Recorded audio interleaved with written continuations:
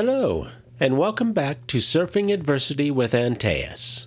I am your host, Antaeus Dalsinos, and for episode 10 of Surfing Adversity, I am going to talk to you about the Sixth Mass Extinction. I'm sure most of you have heard of the impending Sixth Mass Extinction, but is it a threat or just evolution and an opportunity for a new beginning? I guess it depends on your perspective. From a human standpoint, it is certainly a very real, scary, and life-ending prognosis. However, from our planet's perspective, it may be salvation. Our Earth has not only survived each of the preceding 5 mass extinctions, it has recovered and repopulated itself with new and more evolved beings each time. The energy of each being is recycled back into an improved biosphere and re-expressed as a more evolved being, reawakened with a greater awareness and capable of contributing to a more enlightened and harmonious culture. This could be considered the quest to re-establish the Garden of Eden. When we look at it objectively, our planet's survival is paramount. Anything which exists on the planet which threatens the natural balance and momentum of life is expendable. Will humans survive? Well, probably not.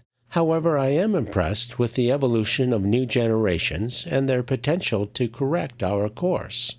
But will it be enough to offset the antiquated majority stuck in the mindset of greed and looking out for number one? It's possible, but not really probable. In order to make that course correction from possible to probable, we, humanity as a whole, need to change our thinking from an egoic mindset of self-interest to a mindset of empathy, compassion, and mutual support. Evolution should no longer be based on competition. Moving forward, evolution needs to be based on cooperation. We have surpassed the competition stage of evolution, where the fight for safety and survival was necessary to the success and longevity of the human race. We now must evolve to the cooperation stage of coexisting with each other, the planet itself, and sharing the planet and its resources with other indigenous life forms, and protecting those life forms which are threatened. Being the self-proclaimed masters of the planet, to many people seems to mean we have the right to do as we wish to secure our own pleasure, which is a purely hedonistic approach, fraught with peril and destined to extinguish everything we claim to value. Instead, being the masters of the planet bestows on us the responsibility to appreciate the value of all available resources as well as the value of all beings, and to use wisdom to protect and guard against inequity. We must also recognize this responsibility of guardianship to protect the planet and help those beings who cannot help themselves, not as a burden of which we are tasked, but rather a blessing which we have been awarded the grace to manifest. Unfortunately, there are still many world leaders bent on power, selfishness, greed, and the looking out for our own mentality, as if we are not all one species, one ecosystem, one planet, one universe, one collective energy. Then, when the obsession and devotion toward a leader's individual misguided outlook begins to disseminate throughout groups of people, the collective outlook and the resulting deluge of antisocial notions can engulf the otherwise benign thoughts of others. This is the root of genocide.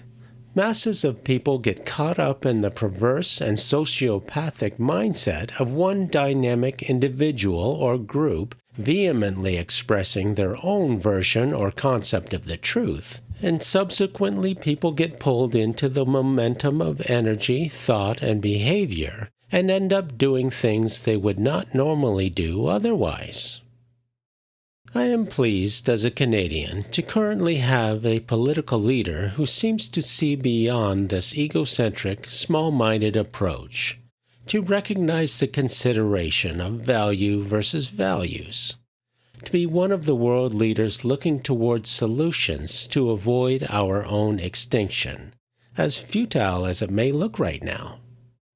It's sad that most of those who really need to think and consider the impending Sixth Mass Extinction have already dismissed it as fear-mongering. They don't want to see it, so their ego mind dismisses it as nonsense. At best, they Google it, looking for the answers they want to find, and there it is, targeted propaganda proving they were right all along. This deception stems from the habit of understanding and rationalizing our own actions with the conceptual mind, rather than accessing the instinctual knowing of the wisdom of life through our oneness of being. We must understand, evolution is not optional. We can evolve by choice or by force, but we will evolve, and by we, I mean the energy which encompasses and is part of our planet and the universe as a whole, not merely our human form or identity.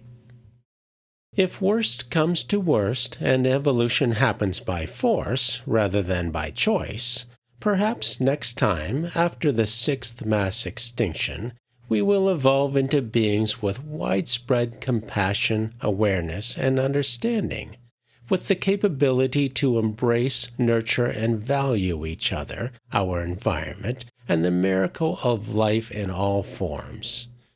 After all, what's a few million more years of evolution if it gets us to a state of stability, mutual respect, and unlimited love? Keep in mind, time is a construct of our human conditioning, our conceptual reality, and our understanding of existence, and as such, time only plays a subsidiary role in evolution. Remember, the same energy which existed before the Big Bang, or the creation of the physical universe, and subsequently the inception of time itself, is the same energy which exists now.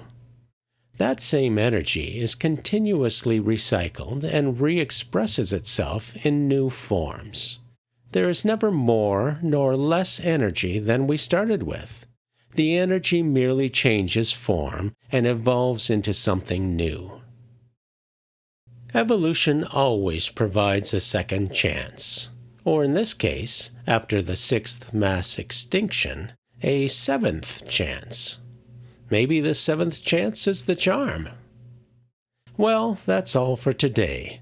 Please feel free to contact me through my website, peacefulhappy.life, if you are struggling, or even if you are not. None of us need to go through this alone. Until we meet again, have faith and enjoy the whole journey while surfing the adversity. Bye for now.